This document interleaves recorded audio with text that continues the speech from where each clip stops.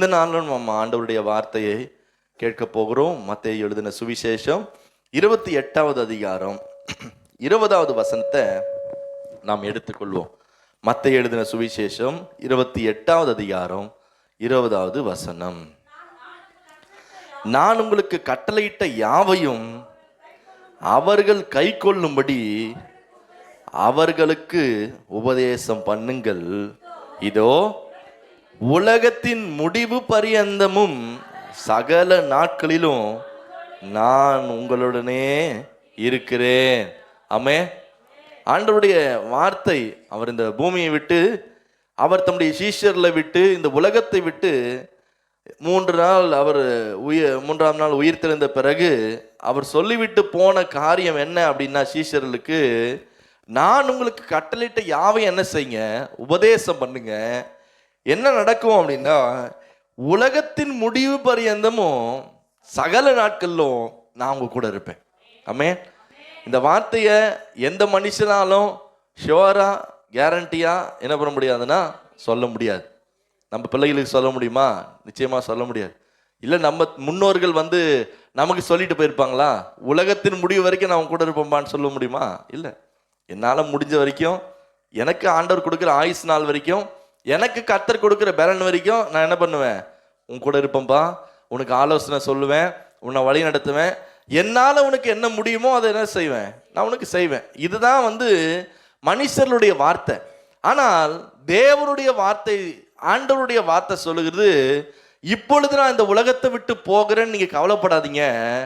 நான் போனாலும் நான் உங்களோடு கூட பரிசுத்த ஆவியானவர் என்கிற தேற்றரவாளனாகிய அந்த துணையோடு சகல நாட்கள் நான் உங்க கூட இருப்பேன். ஒரு நாள் இல்லைப்பா, நீ இந்த உலகத்தில் வாழுகிற கடைசி நாள் வரைக்கும், இந்த உலகம் முடிகிற கடைசி நாள் வரைக்கும் நான் உங்களோடு கூட இருப்பேன். இந்த வார்த்தையை சொல்லுகிற ஒரு மனுஷன் அல்ல. ஆமே. மனுஷனுடைய வார்த்தைகள் எப்பவுமே என்ன செய்யும்னா மாறி போகும்.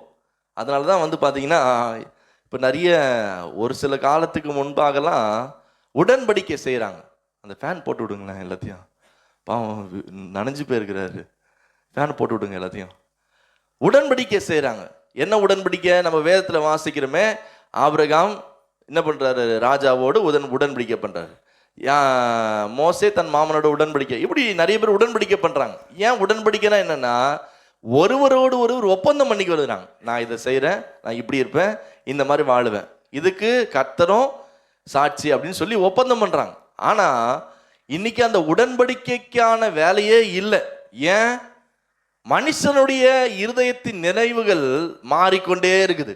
அதனால இன்னைக்கு என்ன வந்துருச்சுன்னா, யாரும் எந்த மனுஷன் என்ன செய்யறது இல்லை, நம்புறதே கிடையாது. எதுவா இருந்தாலும் டாக்குமெண்ட் வைஸ் என்ன பண்ணுங்க, வாங்க. நீங்க 10,000 ரூபாய் கடன் கொடுத்தா கூட அது டாக்குமெண்ட் என்ன பண்ணுங்க. ஏன்? இன்னைக்கு வாங்குறவங்க நாளைக்கு என்ன செய்வாங்க, நான் வாங்கவே இல்லைன்னு.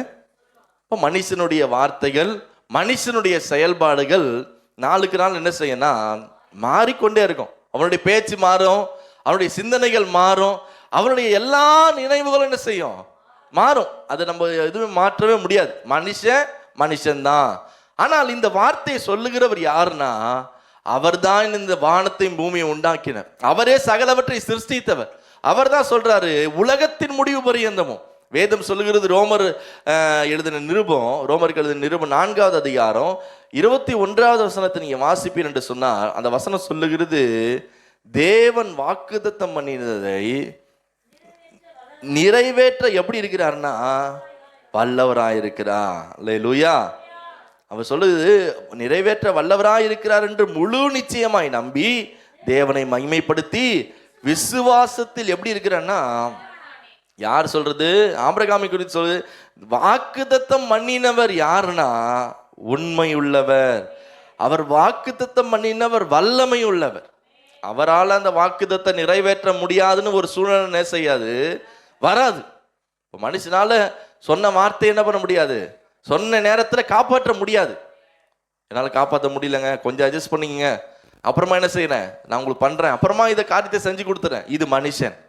ஆனா வாக்குத்தத்தம் பண்ணினவர் வல்லமை உள்ளவர் என்று ஆபிரகாம் விசுவாசிக்கிறார். எனக்கு வாக்கு பண்ணவர் மனுஷன் இல்லைங்க, மனுஷனுடைய வார்த்தைகள்லாம் ஒரு நாளைக்கு ஒரு வித்தியாசமா இருக்கும். ஆனா எனக்கு வாக்கு பண்ணினவர் ஒரு உண்மையான வல்லமையுள்ள பொய் உரையாத தேவன். ஆமே. நம்ம யாரை ஆராதிக்கிற அந்த காலை நேரத்துலாம் வல்லமையுள்ளவர், பொய்யுரையாதவர், அவர் உண்மையுள்ளவர். வேதம் சொல்லுகிற தீத்து எழுதின நிருபம் 1:3 கூட நீங்க வாசித்தீங்கன்னா அதுலயும் சொல்லுகிறது, அவர் யார் என்று சொன்னால் பொய்யுரையாத தேவன். நம்முடைய தேவன் யாரு? பொய்யுரையாத தேவன். அவர் பொய் சொல்லவே மாட்டார். சொன்னா சொன்னதுதான். நான் உன்னை ஆசீர்வதிப்பேன்னு சொன்னா ஆசீர்வதிப்பார். நான் உன் கூட இருப்பேன்னு சொன்னா இருப்பார்.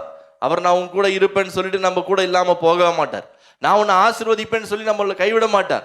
அப்போ வேதம் சொல்லுது நம்ம பொய் உரையாத தேவன். என்னாகும் 23:19 சொல்லுகிறது, பொய் சொல்ல தேவன் மனுஷன் அல்ல. அவர் யாருங்க? மனுஷன் அல்ல. என்னாகமோ 23:19 எடுத்து வாசித்து பாருங்க. எடுத்துட்டீங்களா? தேவன் யாரு கிடையாது. அப்ப மனுஷன் என்ன செய்வான்? மனுஷன் என்ன செய்வான்? ஆமா, பொய் சொல்லுவான். பொய் சொல்ல தேவன் ஒரு மனுஷன் அல்ல. மனமாற அவர் ஒரு மனுபுத்திரனும் அல்ல. அவர் சொல்லியும் செய்யாதிருப்பாரோ, அவர் வசனித்தும் நிறைவேற்றாதிருப்பாரோ. அப்படின்னா என்ன அர்த்தம்? தேவன் சொன்னா சொன்னது தாங்க. அவர் சொன்னா சொன்னது என்ன பண்ணுவாரு? செய்வார்.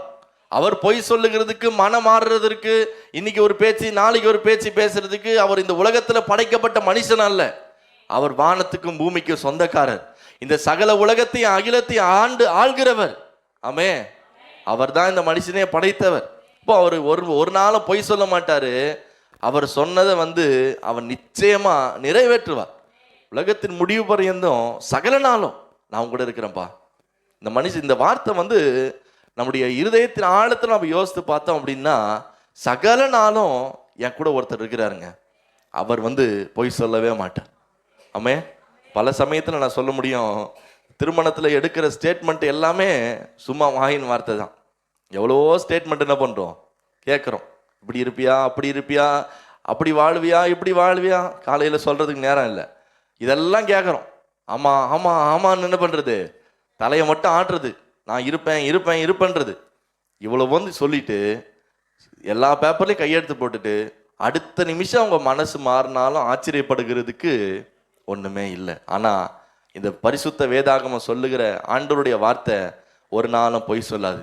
இந்த வார்த்தை ஒரு நாளும் மாறி போகாது. அப்போது நமக்கு வாக்கு பண்ணினவர் எப்படிப்பட்டவர்? நான் 3 காரியத்தை நான் சொல்ல விரும்புகிறேன். முதலாவது, வாக்கு பண்ணினவர் யாரு, அவர் எப்போ நம்ம சகல நாள் நம்மோடு இருப்பார் அப்படின்னா, முதலாவது காரியம், வாக்கு பண்ணினவர் ஆதியாகமம் 26:2 எடுத்துக்கொள்ளுங்களேன். ஆதியாகமம் 26:2 எடுத்துக்கங்க. அந்த வசனத்தை படித்தா உங்களுக்கு புரியும். நான் அதுக்கப்புறம் சொல்லுகிறது இல்லைங்க. ஆதியாகமம் 26:2 எடுங்க. நீ எகிப்துக்கு போகாமல் நான் உனக்கு சொல்லும் தேசத்திலே குடியிரு, இந்த தேசத்திலே வாசம் பண்ணு, நான் உன்னோடு கூட இருந்து உன்னை ஆசீர்வதிப்பேன், நான் உனக்கும் உன் சந்ததிக்கும் இந்த தேசங்கள் யாவையும் தந்து, நான் இட்ட ஆணை என்ன செய்வேன்னா, யாருக்கு ஆண்டவர் சொல்றாருன்னா ஈசாக்கு சொல்றாரு, இந்த தேசத்துல இருப்பான், நான் உன்னை ஆசீர்வதிப்பேன், நான் உன் கூட இருப்பேன், இந்த தேசங்கள் யாவையும் உனக்கு தருவேன், உன் தகப்பனுக்கு நான் சொன்ன அந்த பிராமிஸை நான் என்ன செய்வேன்னா நிறைவேற்றுவேன். நீங்க எழுதி கொள்ளுங்க, வாக்குவாதம் செய்கிறவர்களை விட வாக்குதத்தம் செய்தவர் பெரியவர் என்பதை விசுவாசிக்கணும். என்ன விசுவாசிக்கணும்? வாக்குவாதம் செய்கிறவர்களை விட நமக்கு வாக்கு பண்ணினவர் பெரியவர். ஆமே. இவருக்கு யார் வாக்கு பண்ணினாரு? அப்பா வாக்கு பண்ணாரா, நான் இருப்பேன்பா உன் கூட, நான் உனக்கு இந்த தேசத்தை தருவேன்னு ஆபிரகாம் சொன்னாரா? இல்லை. இல்லை அவங்களுடைய கூட பிறந்தவங்க சொன்னாங்களா? இல்லை. இல்லை அவங்களுடைய அந்த ராஜா சொன்னாங்கன்னா, அபிமெலேக்கு சொன்னாங்க? இல்லைங்க. இவருக்கு வாக்கு பண்ணினவர் யாரு? 2வது வசனம் தெளிவா, கர்த்தர். யாரு? கர்த்தர் அவனுக்கு தரிசனமாகி அவர் தான் சொல்றாரு, நான் உன்னை ஆசீர்வதிப்பேன், நான் உன் கூட இருப்பேன், நான் உன் தகப்பனுக்கு சொன்ன எல்லாவற்றையும் என்ன செய்வேன்? நிறைவேற்றுவேன். இப்போ வாக்கு பண்ணினவன் என்ன செய்யறாருன்னா, அந்த வாக்கு தத்தத்தை நிறைவேற்ற ஆரம்பிக்கிறார். எங்க ஆரம்பிக்கிறாரு அப்படின்னா, நீங்க அதிலே வாசித்து பார்த்தீங்கன்னா 12வது வசனத்தை வாசிங்க. 12வது வசனம் கவனிங்க.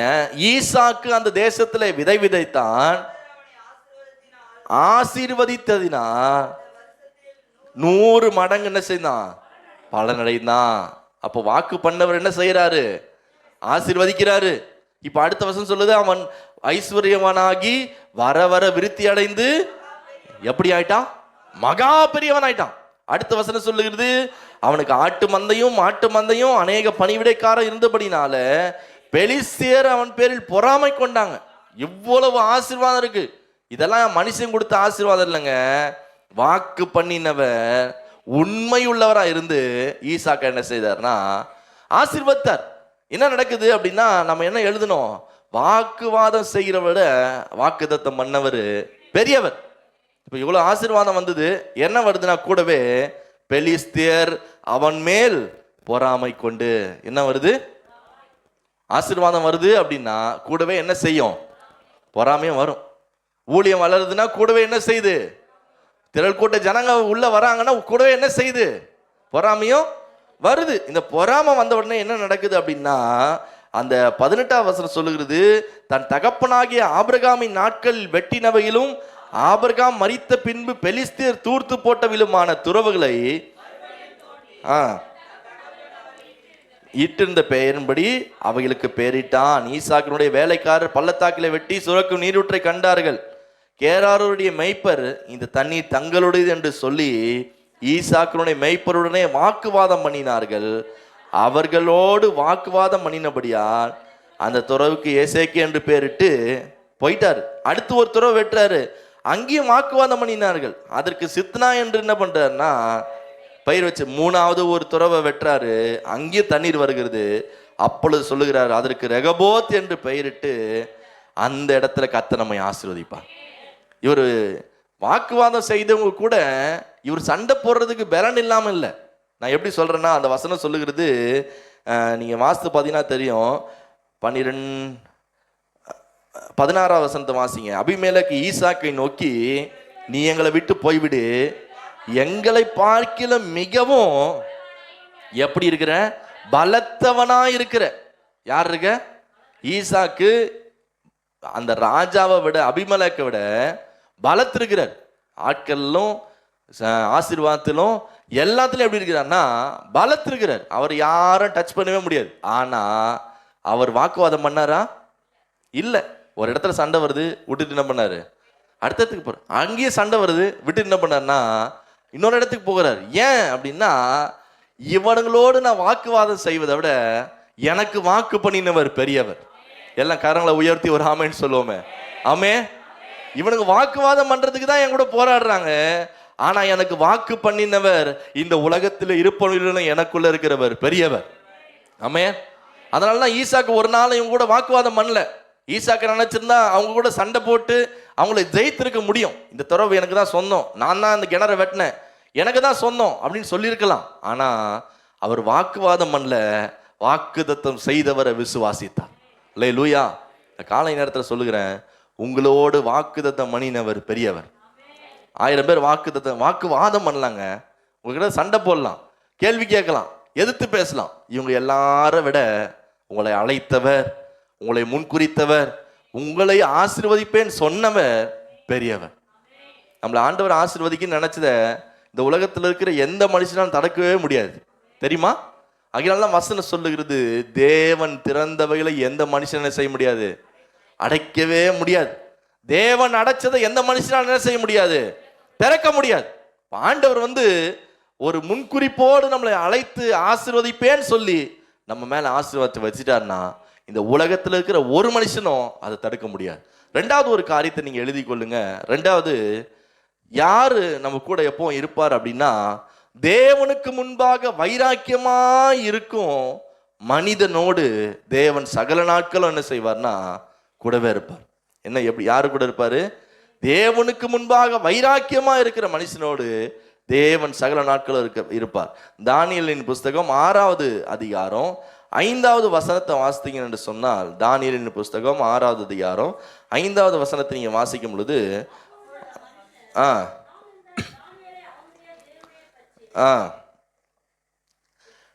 6வது அதிகாரம் 5வது வசனம் எடுத்துட்டீங்களா?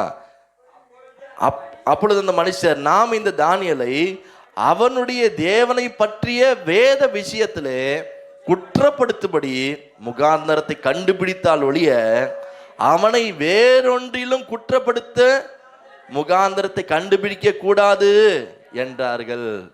தானியேல் எதுல குற்றம் கண்டுபிடிக்கிறாங்கன்னா, ஒன்னே ஒண்ணுதான் கண்டுபிடிக்க முடியும், வேற எங்கேயும் அவர் என்ன பண்ண முடியாது. எந்த விஷயம்? தானியேல் 3 வேளை என்ன செய்வார்னா ஜெபம் பண்ணுவார். அந்த ஜெபத்தை கெடுக்கிறதுக்காகவே ஒரு கூட்டம் எழும்பி ஒரு கட்டளையை போடுறாங்க. என்ன கட்டளை அப்படின்னா, ராஜாவாகி உம்மை தவிர 30 நாளும் இந்த பூமியில எந்த மனுஷனும் யாரும் என்ன செய்யக்கூடாது, வணங்கக்கூடாது. ஒரு கட்டளையை போடுறாங்க, ஒரு ஆர்டர் போடுறாங்க. ஆனா இந்த ஆர்டருக்கு எல்லா மனுஷனும் கீழ்படுகிறாங்க. கர்த்தர் கூட இருக்கிற மனுஷன் மட்டும் என்ன செய்யலைன்னா கீழ்படியில. அப்படி யார் ஒருத்தர் அந்நிய தேவர்களை ஜெபம் பண்றாங்களோ, வழிபடுறாங்களோ, அவங்க என்ன செய்யணும்னா சிங்க கபியில தூக்கி போடணும். வசனம் சொல்லுகிறது, 10வது வசனம், தானியேலோ வென்றால் அறிந்த போதிலும்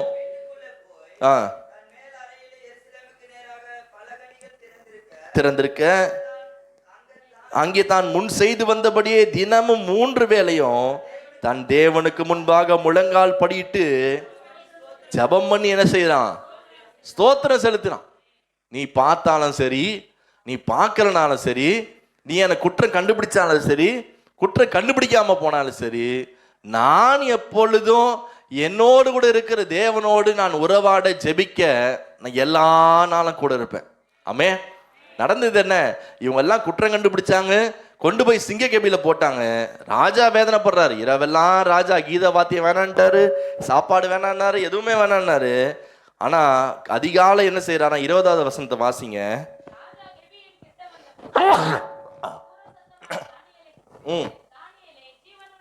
தாசனே, நீ இடைவிடாமல் ஆராதிக்கிற உன் தேவன் சிங்கங்களுக்கு தப்புவிக்க வல்லவராய் இருந்தாரா என்று தானியேல் என்ன செய்தார்னா கேட்கிறார். நீ ஒருத்தர் ஆராதிச்சேப்பா, என் கூட ஆண்டவர் இருக்கிறான்னு சொன்னியே, இப்ப செங்க கபியில உயிரோடு இருக்கிறா இல்லையா, நீ நல்லா இருக்கிறியா இல்லையா, இல்ல செத்துட்டியா? வந்து ராஜா என்ன செய்யறாருன்னா கேட்கிறார். உள்ள இருந்து சத்தம் வராதுன்னு அவர் நினைச்சிருப்பாரு. ஆனா உள்ள இருந்து எப்படிப்பட்ட சத்தம் வருதுன்னா, அப்பொழுது தானியேல், ராஜாவே நீ 2 மாள்க சிங்கங்கள் என சேதப்படுத்தாதபடி தேவன் தம்முடைய தூதன் அனுப்பி அவளுடைய வாய்களை கட்டி போட்டார். ஆமே. இந்த சிங்கத்தை விட சகல நாள் நம்மோடு இருக்கிறன்னு வாக்கு தந்த மணினவர் பெரியவருங்க. ஆமே. இந்த உலகத்துல இருக்கிற மனுஷனை பார்க்கலாம், தேவனுக்குள்ள நான் எப்பெல்லாம் வைராக்கியமா இருக்கிறனோ அப்பெல்லாம் கர்த்தர் என்னோடு கூட இருப்பார். ஆமே.